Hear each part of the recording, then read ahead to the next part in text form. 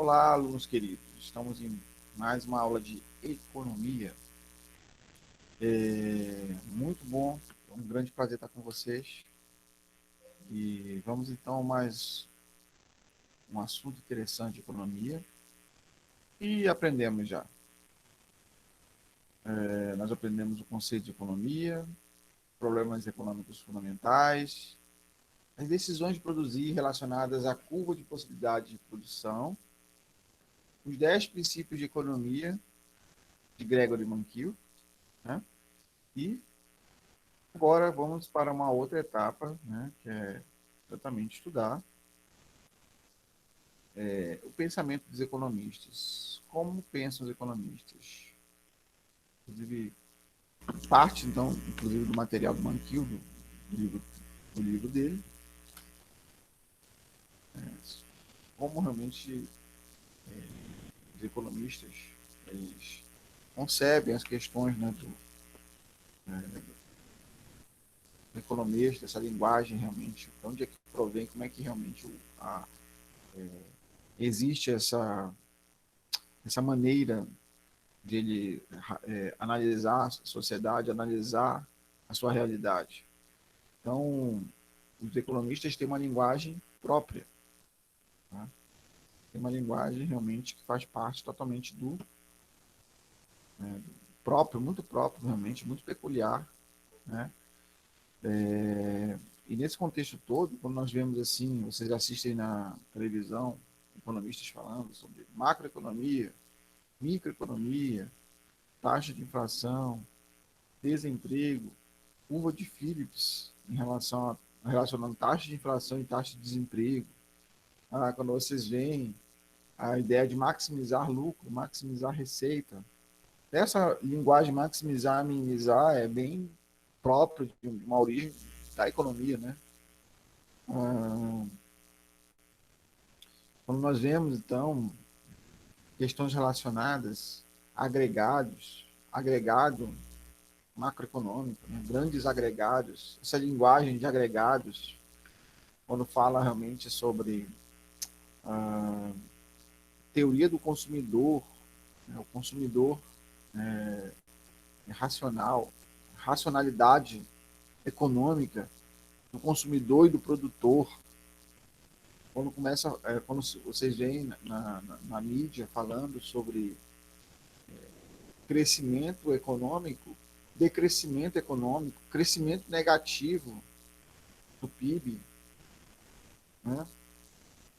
Quando vocês veem, então, toda essa linguagem, né?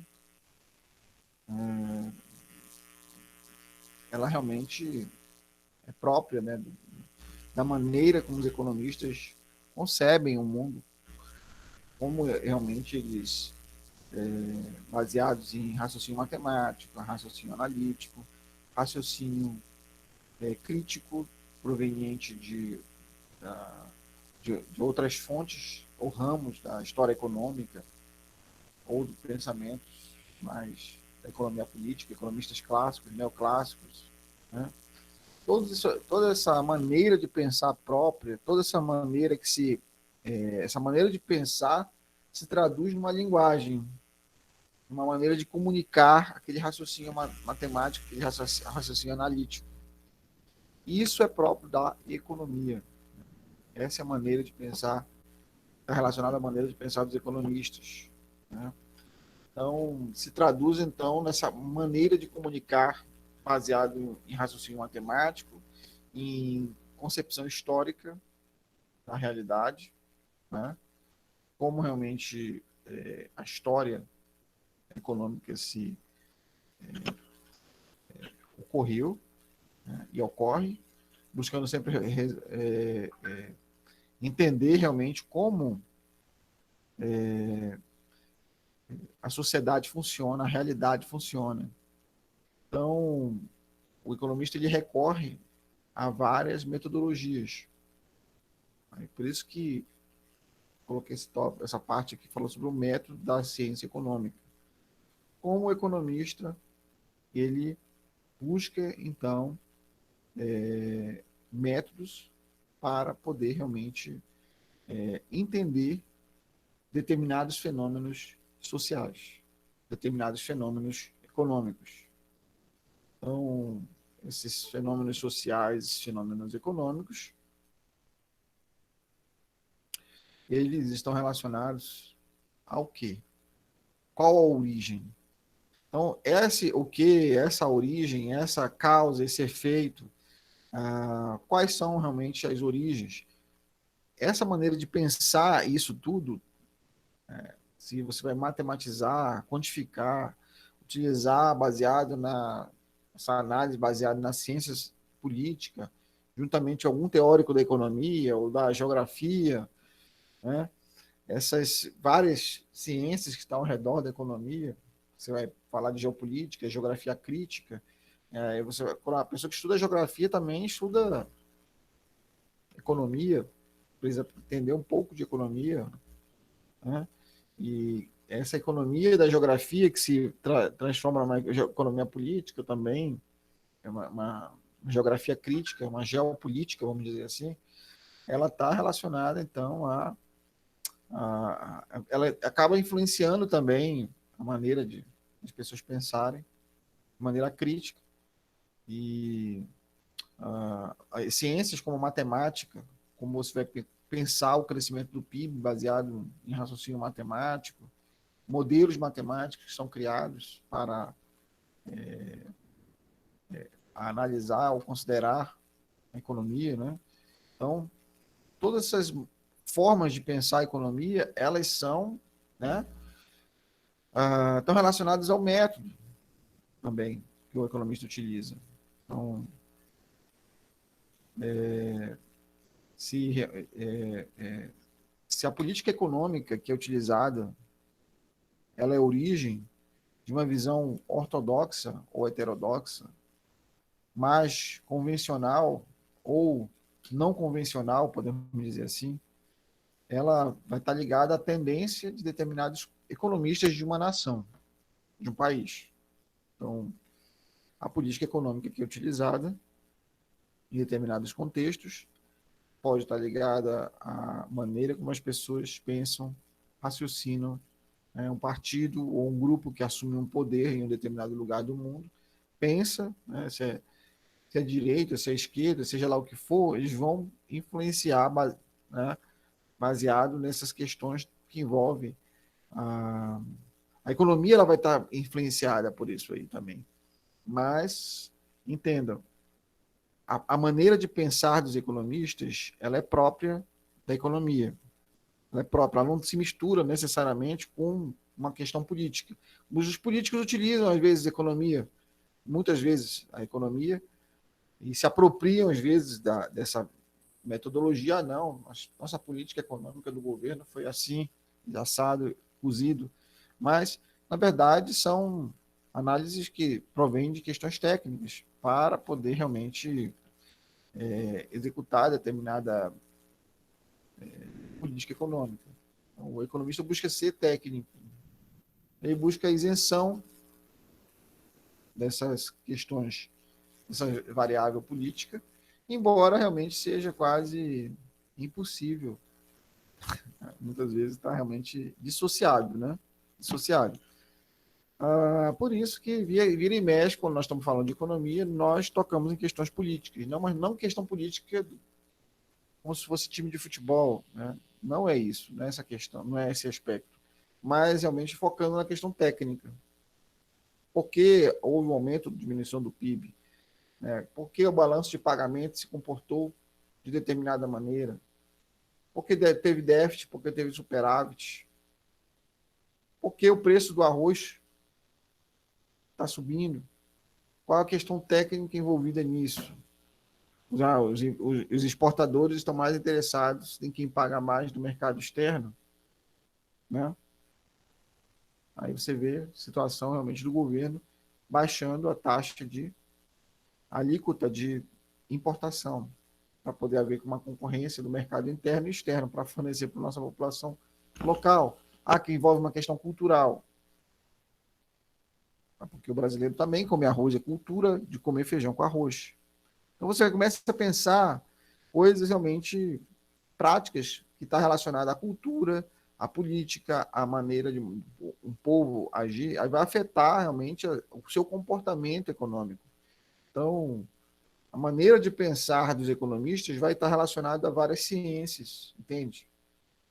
Vários aspectos das ciências, como, né, e do comportamento humano até. Aí você verifica que os economistas divergem em várias análises. Se você se encontra com um keynesiano, se junta com um economista marginalista ou então neoclássico, né? Eles têm sérias divergências com relação à, à economia, a como pensar a economia. Hayek e Keynes tinham, né, divergências terríveis, né? E ah, nós vemos aí também que se junta mais aí um economista marxista, aí pronto, né? Economista marxista junto com um neoclássico, um economista mais liberal, né? Vamos dizer assim, e um keynesiano, eles vão divergir todo o tempo, praticamente. Vira e mexe vão concordar em alguma coisa, né? Bom, por exemplo, aumento ou diminuição da taxa de lucros a longo prazo, né? E dependendo do contexto. Então, é isso que o nosso ponto de da aula de hoje é exatamente essa questão do raciocínio econômico, tá? Então, o método científico ele envolve observação, teoria, observação, teoria, observação, observação, teoria. Então, você observa e, baseado nessa observação, desenvolve teorias também. E, baseado nessas teorias, você vai desenvolvendo mais observações, melhorando e otimizando como você concebe o mundo que está à sua volta. O que nós vemos nas ciências sociais? Há uma séria dificuldade de testar as teorias. Nas ciências sociais há uma séria dificuldade nisso. Então, ah, devido a essa dificuldade de testar teorias nas ciências sociais, imagina, o historiador, o sociólogo, testar suas teorias. Vira e mexe se utiliza de outras ciências, como, por exemplo, a estatística, para poder tentar comprovar alguma coisa, né? Ou, realmente, no mínimo, descrever a realidade. Muitos trabalhos, na verdade, se resumem à descrição da realidade, né? A descrever a realidade social, a descrever a realidade econômica. Então, há realmente uma séria dificuldade de você buscar em ciências sociais comprovar fatos e associar a ele a sua evolução, esses fatos. Por isso, há uma necessidade, então, de usar a história para observar um fenômeno, fatos associados a ele na sua evolução. Então, o economista se auxilia da história, porque o país, né, porque como o Japão, depois da Segunda Guerra Mundial, se desenvolveu bastante, investiu em tecnologia, como a Alemanha após a Segunda Guerra Mundial. Foram os países que saíram derrotados, Japão, a Alemanha, a Itália, mas eles passaram a se desenvolver muito do ponto de vista econômico, né? Então, o que é que nós vemos, pessoal?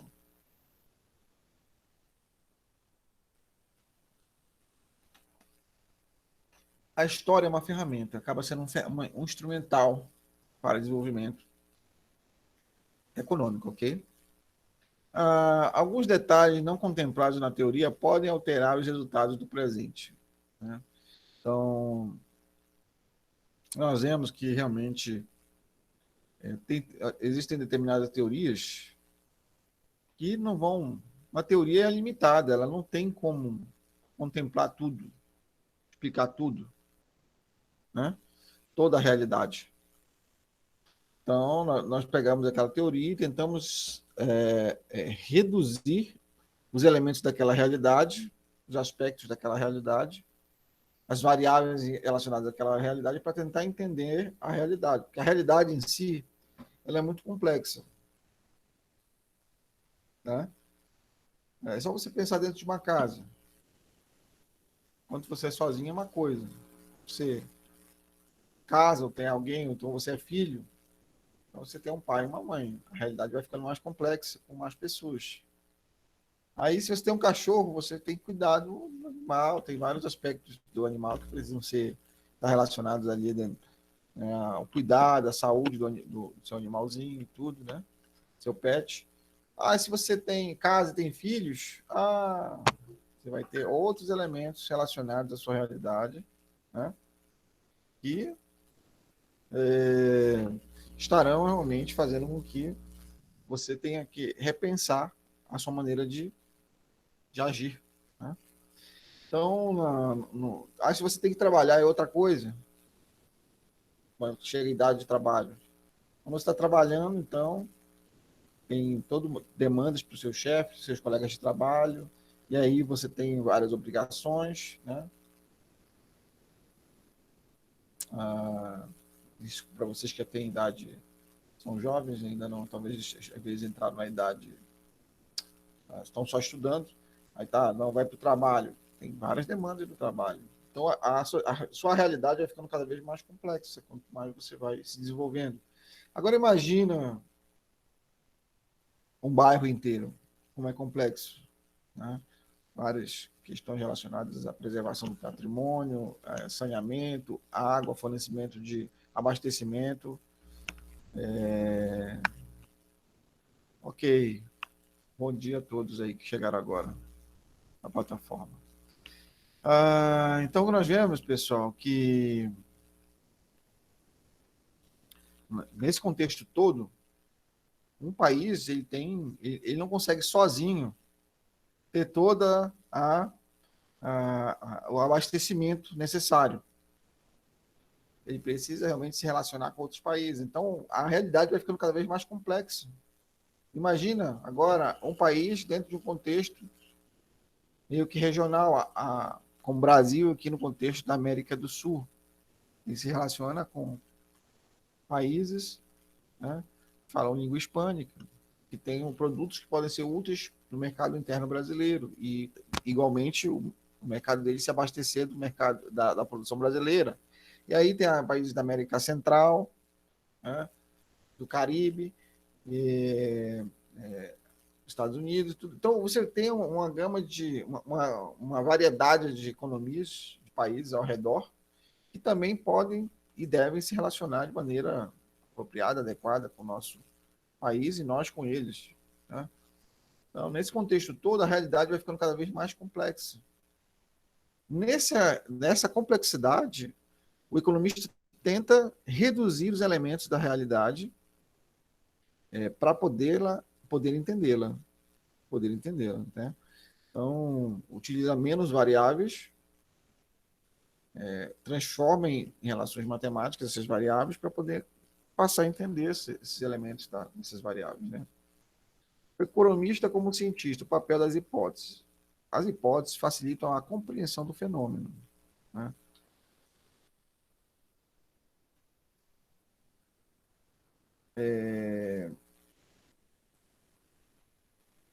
Rapidinho, antes de entrar nas hipóteses, queria só com. Tá. Algum detalhe não contemplado na teoria pode alterar o resultado do presente. Então, essa complexidade, ela pode. Como é que nós somos afetados e afetamos, né, o nosso presente é afetado pelo milagre econômico brasileiro da década de 80. Um exemplo. Né? Então, existem coisas que afetaram o nosso presente? Sim. Nós afetamos o presente? Sim, nós afetamos. Nós afetamos realmente o futuro, porque em determinado momento, esse momento que estamos vivendo será o passado. Então, como está sendo feita a política relacionada à pandemia, vai afetar gerações futuras, pode afetar em décadas. Né? Essa situação que nós estamos vendo, por exemplo, das queimadas, elas vão ter, estão tendo já um efeito no nosso bioma queimadas no Mato Grosso do Sul e no Mato Grosso? Sim. Na Amazônia, a Amazônia está queimando também. E está afetando a economia local desses lugares? Está. Afeta e afetará o nosso ar? Sim, geral. Não vai se afetar só lá, vai se espalhar para outros lugares do Brasil. Fuligem e outras coisas, realmente. Aumento da temperatura, muitos aspectos negativos vai afetar e está afetando. Então, isso afeta, esse daqui é o nosso presente, mas num determinado momento vai ser o passado e vai estar afetando o futuro de outras gerações e décadas, né, futuras. E provavelmente, talvez, uma década, no mínimo, né, para poder melhorar a situação do país. A outra coisa é que essas regiões que foram queimadas podem virar apenas savanas, né? A savanização delas, não recuperar o bioma como ele era. Nada garante que pode se recuperar como era em poucas décadas. No futuro, sim, né? Mas não no nosso momento recente, não. Deve demorar bastante, pode demorar bastante, na verdade. Tá? Bom, vamos aqui continuar, né? Falando das hipóteses. Qual é o papel das hipóteses? Elas facilitam a compreensão do fenômeno. A consumo, como o consumo ele é afetado pela renda.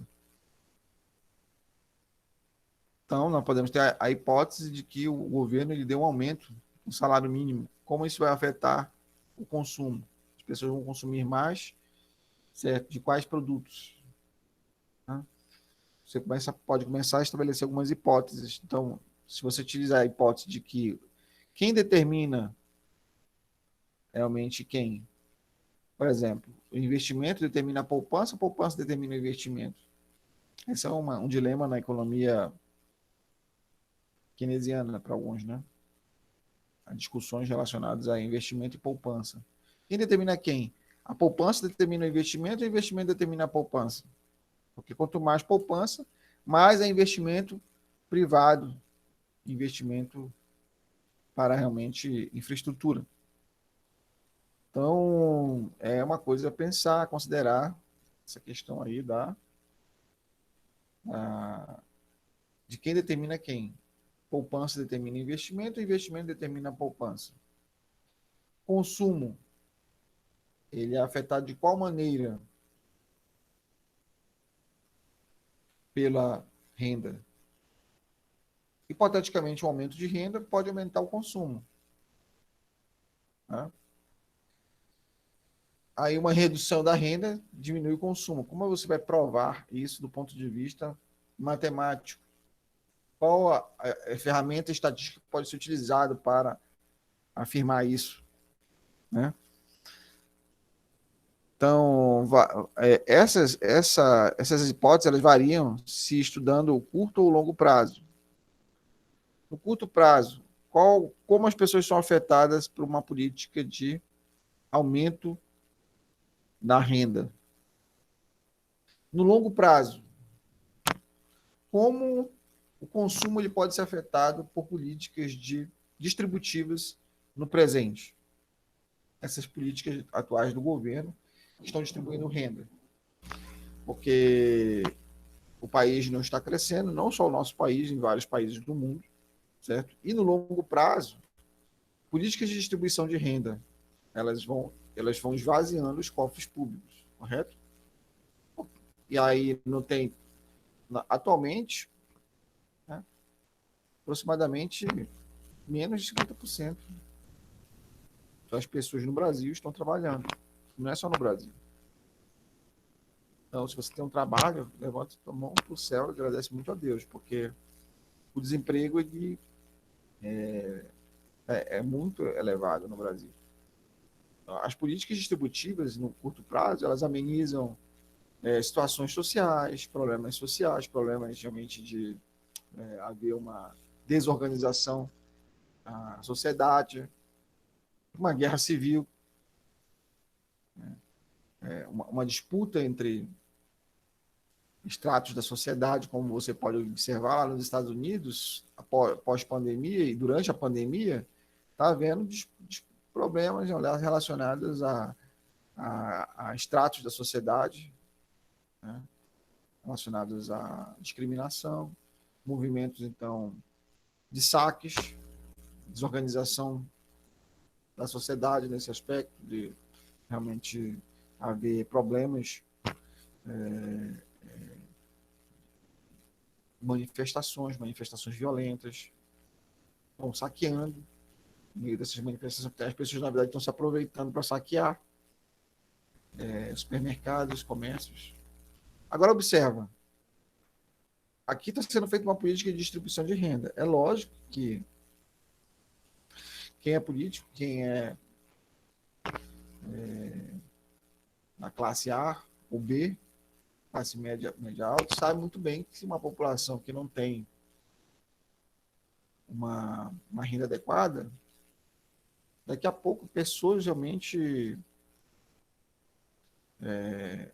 decentes, honestas, você pode ser que veja saqueando também, fazendo coisas horríveis, né? Se envolvendo em coisas muito complicadas aí. Mas o que você vê? Na verdade, o governo está utilizando maneiras isso não acontecer aqui. Engraçado que aqui é um país de terceiro mundo. Lá nos Estados Unidos, não. Ele é um país de primeiro mundo no qual eles estão convivendo com conflitos. Nós não chegamos a esse ponto ainda. Graças a Deus.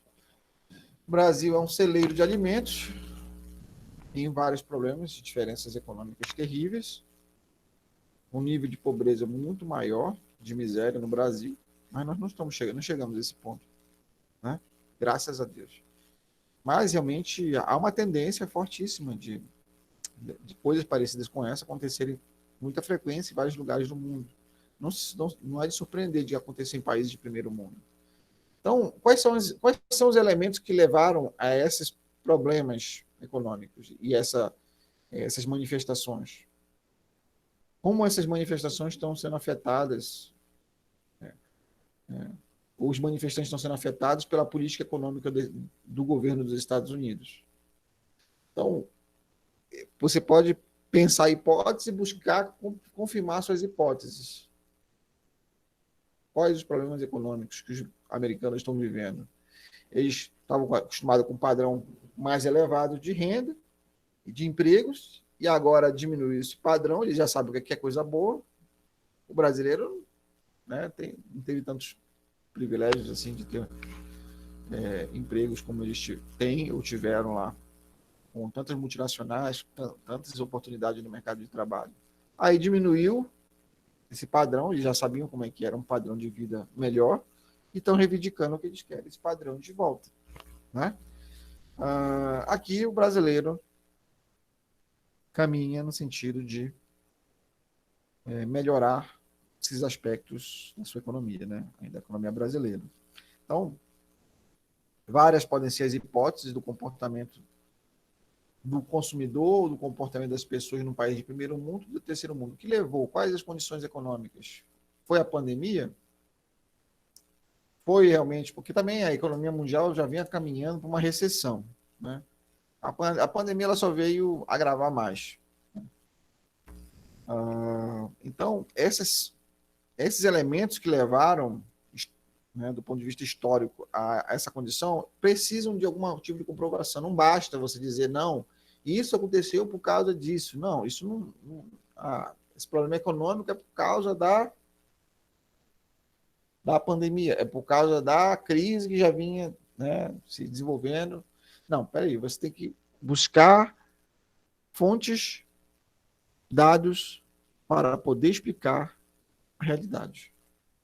É assim. Tá? Então, é importante explicar a realidade com dados, com ciência, com estatística, com análise econômica, né? E não baseado no que as pessoas acham. Não é assim que funciona. A essência do pensamento científico é decidir que hipóteses formular. Então, nesse contexto todo que nós montamos aqui, é como realmente elaborar hipóteses. quais hipóteses nós vamos formular, elaborar, decidir baseado em tudo isso. Certo, pessoal? Essa é a nossa questão aqui. Tá? Como economistas, precisamos pensar do ponto de vista científico. Então, outra questão a considerar aqui relacionada aos modelos econômicos. Em todas as ciências se utilizam modelos. Os modelos dos economistas, utilizados pelos economistas, eles envolvem equações e gráficos. Utilizam-se de equações e gráficos. Então, é muito comum entre os economistas você ver um gráfico, você vê uma equação matemática, né? Então, é próprio dos economistas isso, né? É uma característica muito marcante do economista analisar gráficos, considerar os gráficos, né? Então, porque esses gráficos eles envolvem essas equações, esses modelos, né? Essas simplificações da realidade, elas são importantes porque elas envolvem ciência. A matemática nos ajuda a organizar melhores ideias, a pensar melhor a economia. Então, a economia se utiliza da matemática. A matemática é muito útil para o raciocínio econômico, assim. Você pode pegar um modelo, simplificar aquela realidade, baseado apenas, vou analisar o PIB, vou considerar aqui o consumo das famílias, o investimento, o gasto do governo, as importações deduzidas das exportações. É uma maneira de você pensar o crescimento do PIB. Porque são as principais agregados, variáveis agregadas que estão relacionadas a esse PIB. Vão realmente formar ali uma taxa de crescimento, um referencial para o crescimento econômico. Então, essas variáveis determinam o produto, né? Nesse sentido. O PIB em si mesmo, você vai analisar, o PIB em si mesmo é taxa de crescimento. Mas como é que essa taxa de crescimento ela é determinada? Aí você vai pensar baseado como esse crescimento ele se desenvolve baseado nessas variáveis que afetam o crescimento econômico. Né? Então, basicamente as hipóteses elas nos ajudam a formular modelos. Nós formulamos hipóteses para construir modelos matemáticos. Né? Eu mesmo estou trabalhando atualmente com minha dissertação, escrevendo, considerando quebras estruturais, por exemplo. Então, eu estou utilizando um modelo matemático simples, aspas, né? Se você pega o teste de Show, By-Perron e Poisson, que eu estou utilizando, são 3 testes que eu estou fazendo esses 3 testes aí. Então, eu tenho o nome dos caras, né? Os economistas, as pessoas responsáveis por essa formulação matemática, esses modelos, e eu estou aplicando, então, para a dívida pública, analisando a dívida pública baseado neles. Como realmente ocorrem essas quebras estruturais, ou seja, em séries temporais, o que está havendo realmente de diferente, por que está havendo uma diferença na série temporal. Essa diferença eu estou analisando baseado no teste de Show. O que aconteceu que a curva, né, da dívida, ela teve uma determinada diferença. Deveria talvez aumentando e houve uma quebra, uma diminuição, então aumentou demais. Né? É isso que eu estou fazendo atualmente na minha dissertação. Né? Então, usamos modelos matemáticos para poder realmente compreender a realidade. Todos os modelos simplificam a realidade, retirando pormenores irrelevantes. Então, o objetivo exatamente de um modelo é simplificar, deixar a realidade mais simples, para você poder entendê-la. Então, simplificação da realidade nos ajuda a conseguir tirar elementos que poderiam, como nós falamos, ceteris paribus, tudo mais constante, e está intervindo naquela realidade ali concreta, então começamos a pensar aquela realidade sem determinadas variáveis. Né? Porque quanto mais variáveis, mais complexo é analisá-la. É mais complexo o modelo matemático.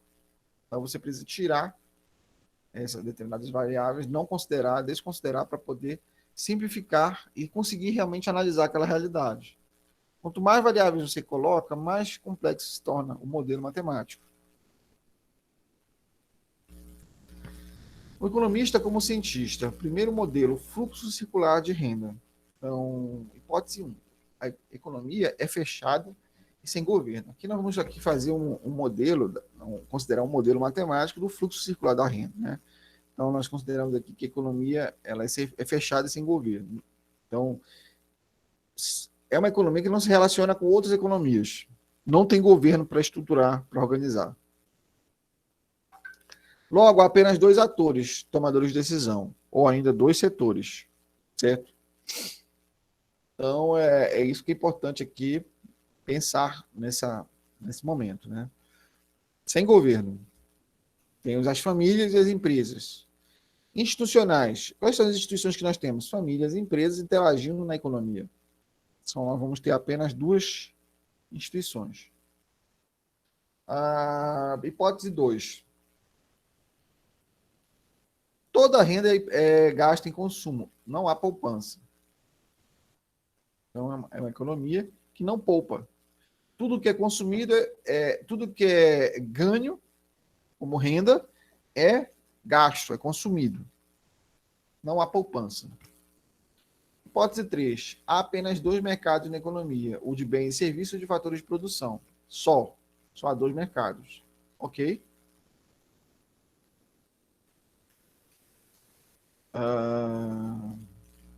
O mercado, em termos abstratos, é o encontro do fluxo da oferta e da demanda.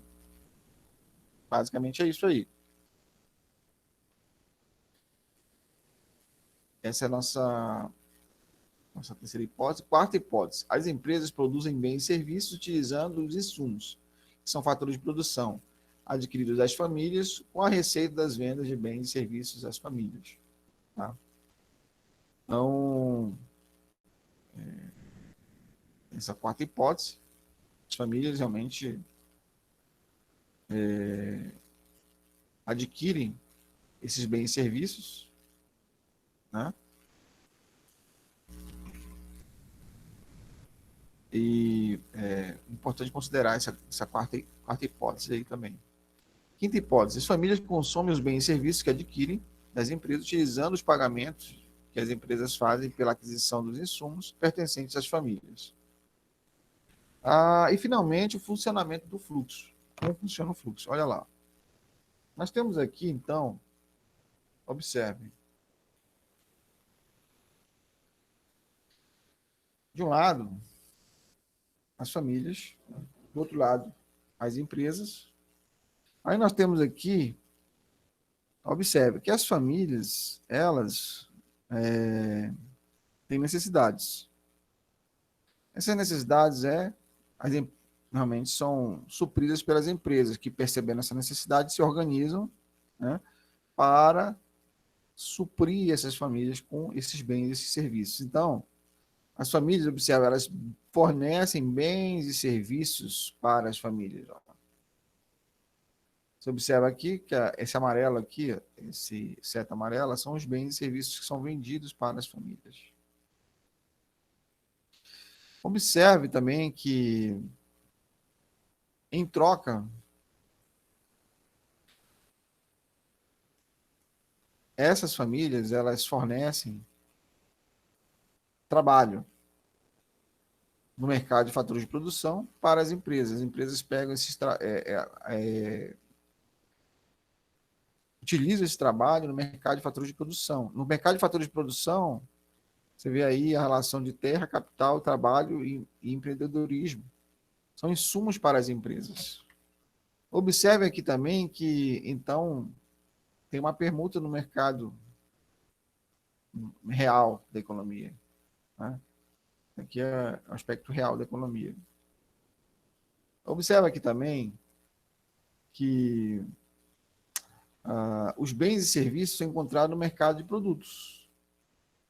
Esse amarelo aqui, bens e serviços no mercado de produtos. Agora, é lógico, as empresas elas não conseguem adquirir, não adquirem esses bens e serviços no mercado de produtos de graça. E as pessoas, as famílias não fornecem, não ofertam sua força de trabalho no mercado de fatores de produção para as empresas, também de forma gratuita. Não, não é assim que acontece. O que acontece, pessoal? As empresas e as famílias também têm uma relação no mercado monetário. Tem o lado real da economia e o lado monetário. Então, o que é esse lado monetário aqui? Ó? As famílias, elas gastam no mercado de produtos esse dinheiro para comprar realmente esses produtos. Mas como é que é feito isso? Quando as empresas quando as famílias fornecem, ofertam, melhor dizendo, seu trabalho no mercado de trabalho, no mercado de fatores de produção, as empresas elas pagam, né, salários, aluguéis, juros, lucros para esses insumos, né, para as pessoas relacionadas realmente ao mercado de fatores de produção. Então, salários, aluguéis, juros e lucros que realmente vão compor esse lado nominal da economia são pagos, então, às famílias. Né? Vocês veem que essa seta aqui azul, ela está, na verdade, relacionada a esse pagamento. As famílias, com esse dinheiro, elas consomem no mercado de produtos ou receitas das empresas, tá ok? Então, basicamente, é isso. Esse é o nosso fluxo circular da renda, modelo do fluxo circular da renda e produto, lado nominal e lado real da economia. Observe aqui que a grande divisão da economia é em microeconomia e macroeconomia. A microeconomia ela é estudo de como as famílias e empresas tomam decisões e de como interagem no mercado, nos mercados. Né? Essa é a microeconomia. E a macroeconomia é o estudo dos fenômenos da economia como um todo, tais como inflação, crescimento, etc. O que nós vemos aqui? A microeconomia ela estuda esse comportamento de famílias e empresas, lucro, custo, receita. A macro, ela já vai estudar grandes agregados, inflação, crescimento, né, econômico, são grandes agregados. É como se a micro fosse assim, você está numa floresta, uma grande reserva, uma mata e tudo.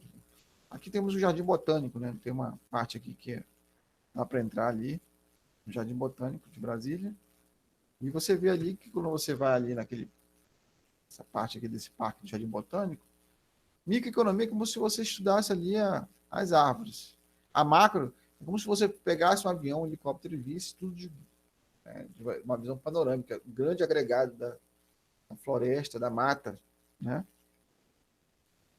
Como é grande, você tem uma visão panorâmica, ou seja, agregado de todas as árvores. Então, todos esses elementos que compõem a microeconomia, ou seja, esse conjunto de empresas, vai compor o grande agregado, e famílias, né? O grande agregado macroeconômico. Né? Então, desse ponto de vista, o que nós percebemos aqui? Tá? Há uma diferença entre micro e macroeconomia. A microeconomia ela tem uma perspectiva individual. A macroeconomia, você já vai analisar as coisas de uma perspectiva mais geral. Por isso que nós falamos de grandes agregados. Tem uma perspectiva mais geral de tudo. Né? E na microeconomia, nós estudamos os consumidores, o comportamento do consumidor, a digital de consumo dele e tal. Na macroeconomia, já se estuda os países, né? Os grandes agregados dos países. Na microeconomia, você tem uma análise da produção individual. Na macroeconomia, a análise do PIB nacional. Para analisar o PIB, né? Ou seja, toda essa produção da economia, esse produto interno da economia bruto, né? A microeconomia estuda a atividade do consumidor em mercados específicos. A macro já estuda a economia como um todo. Né? Enquanto a micro, você vai estudar determinados mercados de produtos de limpeza, mercados de gastronomia.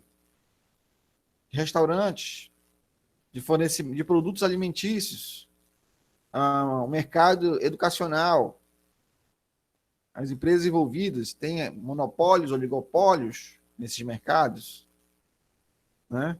Vira e mexe tem. A macroeconomia ela vai estudar todos os mercados, tudo, de maneira agregada. Então, nós temos aqui as principais diferenças entre micro e macroeconomia. O que consideramos aqui como economistas,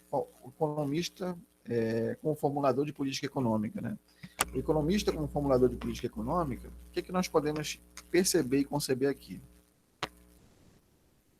A economia positiva e a economia normativa. A economia positiva, ela tenta descrever o processo econômico como ele é. Como que realmente as coisas acontecem. Certo? A economia normativa, deixa eu falar primeiramente da positiva, né? Pode ser testada e confirmada ou refutada. Então, a economia positiva é o que acontece de fato. Né? Porque, por exemplo, a economia diante de uma pandemia. Não tem nenhuma. Não sei de nenhuma teoria econômica relacionada a isso, em um contexto de uma pandemia. Nós podemos analisar os dados, considerar, fazer algum tipo de estatística, um trabalho estatístico relacionado a isso e tal, né? E usar alguma teoria relacionada a isso, mas, né, o que acontece de fato na realidade não está lá no manual de microeconomia, né, considerando uma situação de pandemia como essa. Algo que não acontecia talvez há 80 ou 100 anos, coisas parecidas com isso. Acho que quase 100 anos, né? Ou mais, talvez. Então, esses fenômenos econômicos, essas situações que acontecem na sociedade, determinadas crises, não... Geralmente crises, principalmente de superprodução do capitalismo, tem sempre uma teoria marxista, uma teoria de superprodução relacionada a isso aí, né? Prevendo alguma coisa assim, quando o capital constante cresce demais e o capital variável, ou seja, a tecnologia e tudo, né? E aí o capital variável não cresce tanto. Então, vira e mexe tem uma teoria sobre isso aí. Mas quando você vê determinados contextos, como esse que estamos vivendo, é totalmente novo. Então, é o que está acontecendo de fato. Né? Agora, por exemplo, corrupção, por exemplo. Corrupção é uma coisa que você não vou colocar um modelo econômico aqui. Você pode até considerar como modelo matemático a corrupção e tal, né? Mas a economia, como ela é isso aí. A economia como ela é isso aí que nós estamos vendo. Lava Jato, situações com políticos e todo um contexto política estrutural, né? Um problema estrutural, porque a corrupção ela está relacionado, não é uma conjuntura de corrupção, é um problema que o Brasil enfrenta e outros países também, outras nações, está na estrutura, está na veia, né? Infelizmente é isso, cultural, tá na estrutura do país, né? Agora vamos ver aqui, economia normativa. Tenta descrever como o processo econômico deveria ser. Oferta e demanda se comportam de determinada maneira. Os produtores são encorajados a produzir mais, né, quanto maior o preço. Lei da oferta. Os demandantes são, né, encorajados a comprar mais, quanto menor o preço. Lei da demanda. É a norma. Você pode pensar na lei de Sé. A oferta cria a sua própria demanda. Normativa, nesse sentido. Então você tem normas baseadas em teorias. É isso que a economia deveria ser.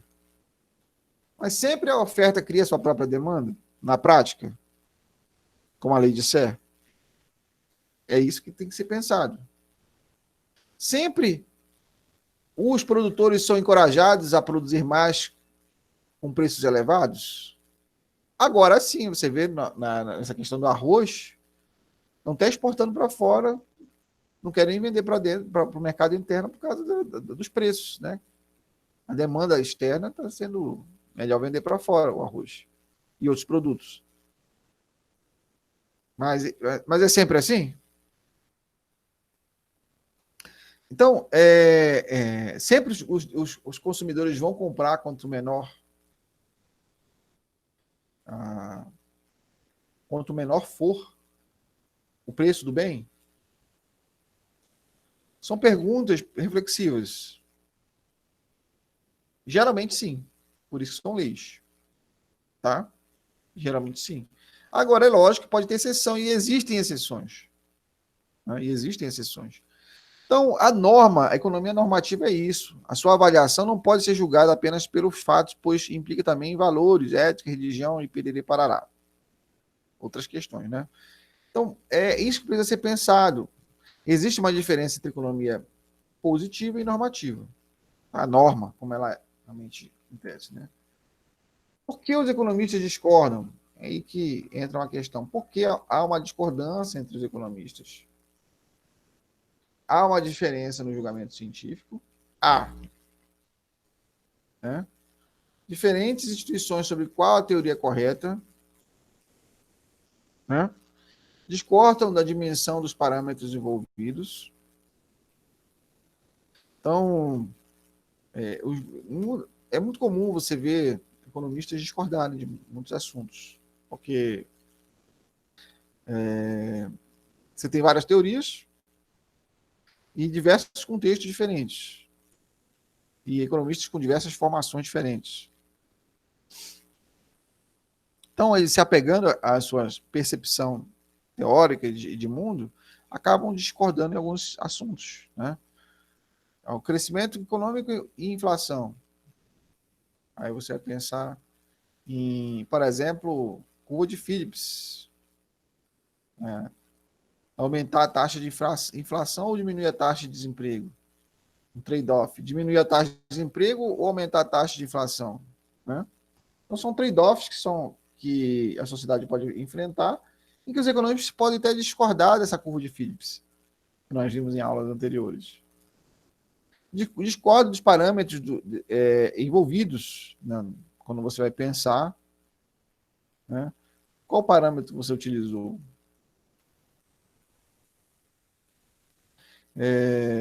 Dependendo da instituição envolvida, a reação, né, ela pode ser diferente em relação à política econômica. Como é que as instituições elas interferem na política econômica? O economista vai e faz o modelo, olha, é isso aqui, a receita do bolo.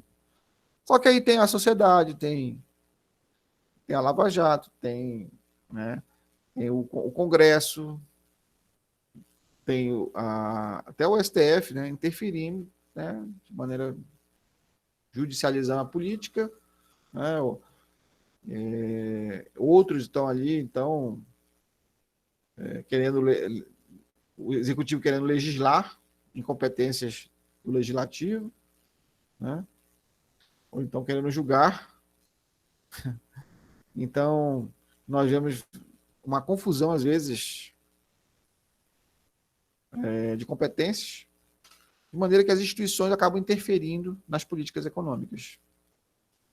Então, a questão política ela influencia nas questões econômicas. Isso leva a julgamentos e discussões dos economistas, porque o que acontece? A engenharia, matemática, você tem ali, então, modelos que podem ali dar informações exatas. Mas em economia não é assim que acontece, não é baseado num modelo matemático. Simplesmente. A sociedade ela é complexa. A sociedade é complexa. A sociedade tem problemas de julgamento, né? Tem complexidades. Muitas vezes pode ser até assertiva, com certeza, né? Em determinados pontos, né? Determinadas questões. Mas, o que nós vemos aqui nesse contexto? A economia é uma ciência social. Por ser uma ciência social, há realmente divergências na hora de fazer determinadas análises, porque a sociedade É complexa. Você não vai pegar a sociedade, simplesmente colocar em alguns modelos matemáticos e ali derivar, integrar e fazer uns arranjos ali matemáticos e pronto, você vai ter realmente uma fórmula mágica para lidar com a sociedade. Não é assim que funciona. Os modelos matemáticos que utilizados, eles realmente ajudam? Ajudam, claro, com certeza. Mas é importante realmente compreender que nós estamos vivendo num ambiente complexo, né? Tributo sobre renda corrente ou sobre consumo familiar. Né? Você vai tributar, de fato, renda corrente, renda familiar. Moeda e inflação.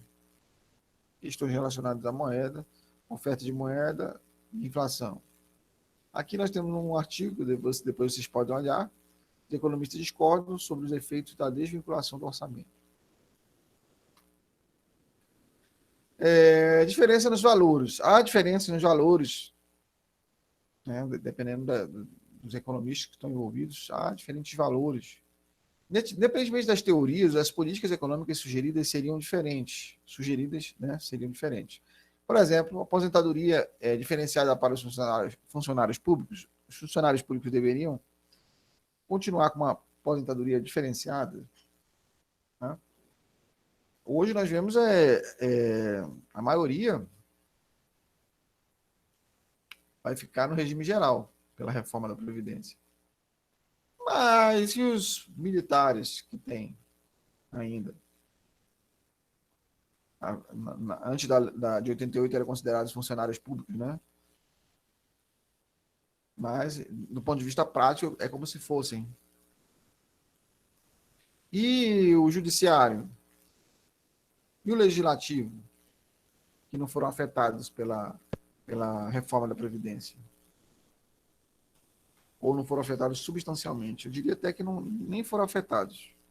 Então, a maior parte dos servidores foram afetados, agora eles têm vão realmente se aposentar pelo regime geral, mas nós temos aí os que não são, né, não foram afetados por essa reforma, que é exatamente legislativo, judiciário e militares.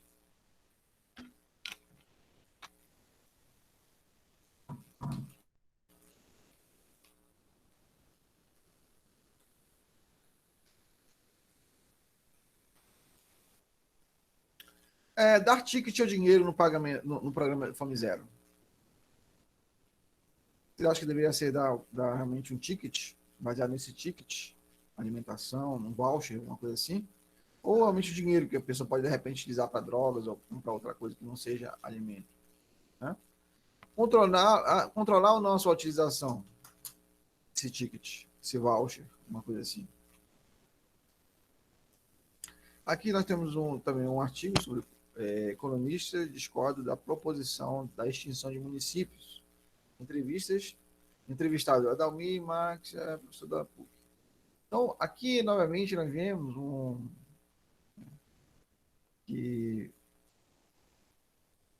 uma discussão, né, sobre a questão da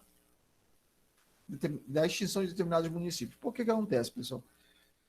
Inclusive, o que nós vemos nesse contexto aí dos municípios? Existem municípios que não se sustentam, não tem como se sustentar. E aí pede ajuda para o governo federal. Foram criados simplesmente para criar cargo de vereador, de prefeito, para ter ali um cabide de emprego público. Não tem realmente como se administrar. Então, não tem por que existir. Não tem por que existir. Para existir, eles tinham que se sustentar.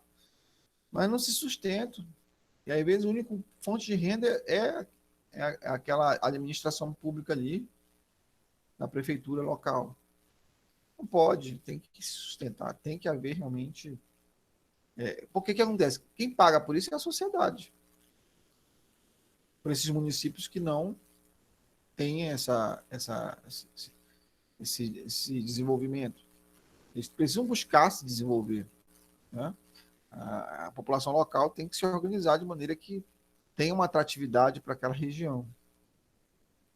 Né? Então, isso gera um custo para o Estado e aumenta o gasto público.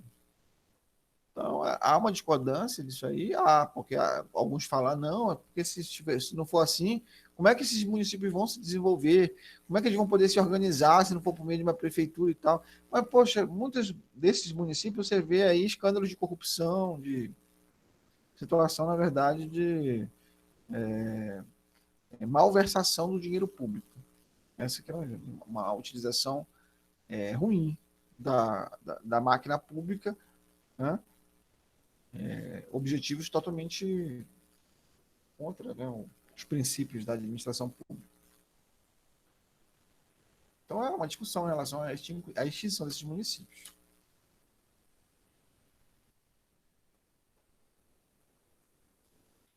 Ainda porque os economistas discordam, alguns são considerados até charlatães excêntricos, né? Em determinadas circunstâncias, quando apresentam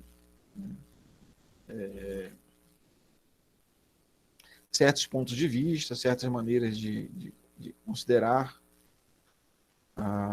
como lidar com dinheiro público, ou então com cortes. Alguns pensam, não, isso vai ser uma medida milagrosa para 2, 3 anos ou 4 anos. Então, alguns são considerados charlatões, né? Ou então pessoas que uma certa singularidade, né? Excêntricos mesmo. Busca de popularidade ou de poder político. É verdade. Muitos economistas estão envolvidos com buscar popularidade, porque realmente o conhecimento da economia ajuda em vários aspectos na compreensão da sociedade e isso pode gerar, sim, uma certa, dependendo de como é trabalhada essa questão da popularidade, uma atração para si mesmo, né? Buscando sempre se promover politicamente. Aí existem algumas questões que também há uma discordância entre economistas. Baixar os juros diminui o pagamento da dívida e sobra dinheiro para o governo dar aumento para o funcionalismo. É vero? É vero. Né? Hoje se está querendo a reforma não sei se vocês viram a reforma da administração pública, ela visa, na verdade, tirar a estabilidade, né, do servidor. Só que é uma discussão nessa questão da estabilidade, porque, por exemplo, nos Estados Unidos, a perda da estabilidade gerou corrupção, porque funcionários públicos que facilmente podem ser demitidos, eles podem também, então, não ser fiéis quando o seu chefe, o gestor, está se corrompendo, corrupto. E tem muitos corruptos, né? Então, gerou, na verdade, uma situação de corrupção. Por quê? Aumentar a corrupção, porque na medida que perderam a estabilidade nos Estados Unidos, na administração pública de lá, se você vê o chefe se corrompendo, né, qual a atitude do servidor que não quer perder o emprego? Ué, ficar calado. Ele não vai denunciar, porque senão ele vai ser demitido. Então, a reforma administrativa nos Estados Unidos gerou essa distorção. Tem esse problema da perda da estabilidade. Você perde a estabilidade, você não consegue ter fidelidade para com a coisa pública, preservar o patrimônio público. Isso tira essa possibilidade, né? Porque aí, né, a pessoa não tem como se manter no emprego, né? Porque ela faz a denúncia e é demitida. Né? Então, tem essa questão também, né? Essa distorção. Né? Se vocês viram também, também uma discussão em torno da privatização das cadeias. Eu acho positivo a privatização das cadeias. Né? Eu acho positivo, porque o que acontece?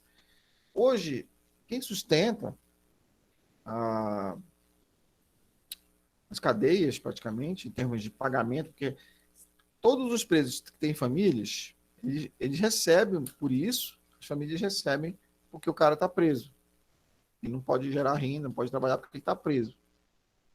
Eles ganham, então, um certo salário enquanto o cara está preso.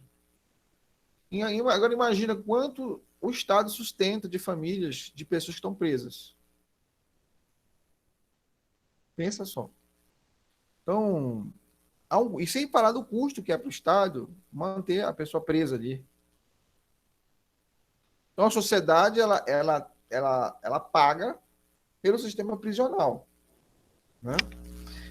O que aconteceu nos Estados Unidos? Né? Não, vou primeiramente explicar. Vou explicar nos Estados Unidos. Que, na verdade, esse modelo é um modelo que está sendo praticado no mundo. Né? Você prende a pessoa. Prende. Aí, quando você privatiza nesse contexto de um sistema prisional privado, você pode utilizar empresas, fazer um convênio com empresas, qualquer multinacional, para, sei lá, de sapato, de roupa, de confecção, para que o preso ele trabalhe dentro da prisão. Né? E aí ele vai ter uma renda e não mais o Estado vai se responsabilizar por isso, porque o sistema prisional vai ser privado. Ou seja, vai ser possível mudar a Constituição para que o trabalho, que haja realmente, porque o Brasil, a Constituição diz que não haverá trabalho, né? Não pode haver, é proibido a existência de trabalho forçado. Né? A Constituição, ela prevê isso. Provavelmente é assim porque quem fez a Constituição eram pessoas ricas e poderosas que estavam com medo de ir para a prisão e ter que passar por trabalho forçado. Com certeza foi isso. Dificilmente foi diferente. Por causa dos direitos humanos e perere parará. Não. Porque o sistema prisional hoje, como está, ele é uma escola do crime, né? A pessoa, ela entra lá, às vezes ela não sabe nem assaltar um banco e tal, aí os caras que assaltam o banco ensinam como fazer isso. Quando o cara sai, sabe assaltar banco, ele sabe fazer tudo, que eles conversam entre eles, tem seminários entre eles lá dentro, né?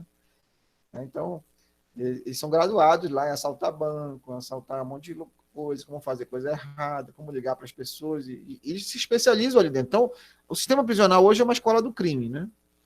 Então, a ideia é corrigir isso privatizando e fazendo as pessoas trabalharem e não ser mais um custo para o Estado. Poxa, essa ideia, ó, legal, né? Muito bom, eu acho legal. Só que depende de como isso é feito e fiscalizado. O governo atual é a favor de privatizar todo o sistema prisional. Eu acho positivo, mas tem um problema que gerou nos Estados Unidos isso. Inclusive tem um documentário na Netflix sobre esse assunto. Por isso que eu te falo para vocês, os economistas discordam em vários aspectos. Né? Há uma séria discordância em vários assuntos, em vários aspectos. Né? O que aconteceu nos Estados Unidos? Privatizaram, o sistema prisional melhorou em termos de fornecimento de serviços para os presos, a qualidade, né, das prisões e perere parará, né? As pessoas fizeram os convênios para se sustentar, você pode fazer esse convênio com empresas também para poder ter essa coisa do preso se sustentar dentro do sistema, trabalhando, né? E poder sustentar sua família de lá e tal, né? Tudo. Só que aconteceu o seguinte, essa parceria público-privada, meio público-privada, né? Ela fez com que aumentasse a comunidade carcerária. Como? Olha a distorção que foi gerada. Aumentou o sistema prisional, mais pessoas passaram a ser presas em poucas décadas, para poder servir de trabalho escravo para essas empresas. Porque a pessoa presa, ela tem um custo menor. Então, gerou um sério problema de equidade, de injustiça no sistema prisional.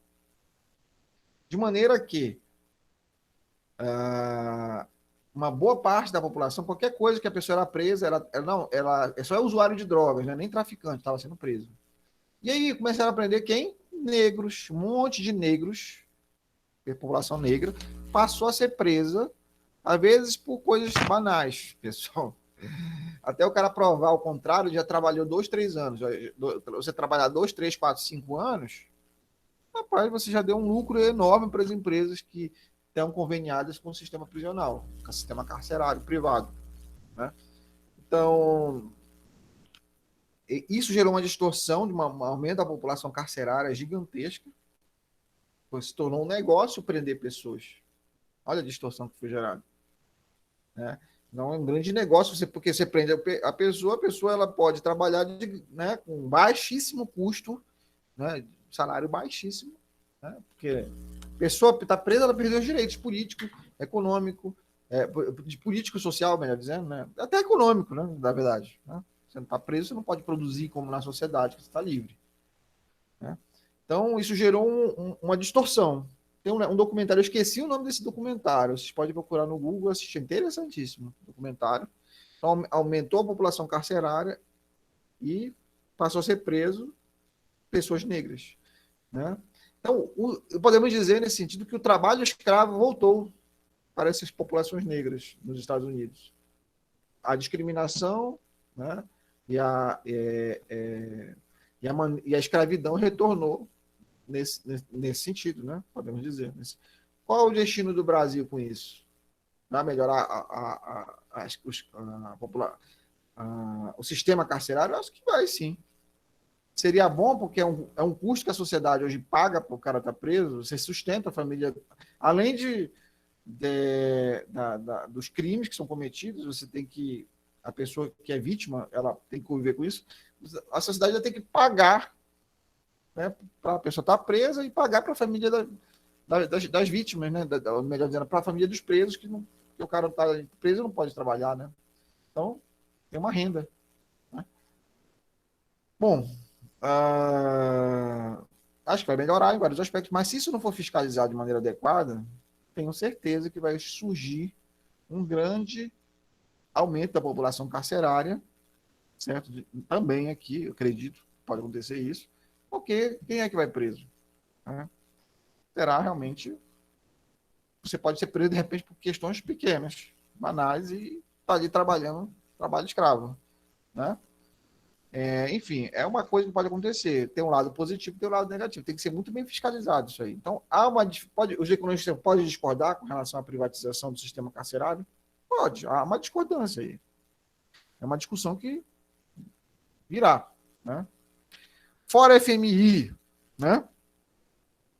A FMI deve realmente sair. A FMI ajuda várias populações, vários países aí, pessoal.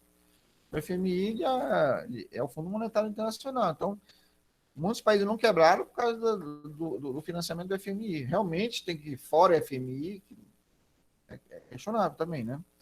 Busca de soluções fáceis. Vamos aqui aumentar a oferta de moeda para ter realmente como pagar a dívida externa. Pessoal, senhoriagem, a oferta de moeda gera inflação. Se a alíquota do imposto de renda for reduzida, a arrecadação aumenta.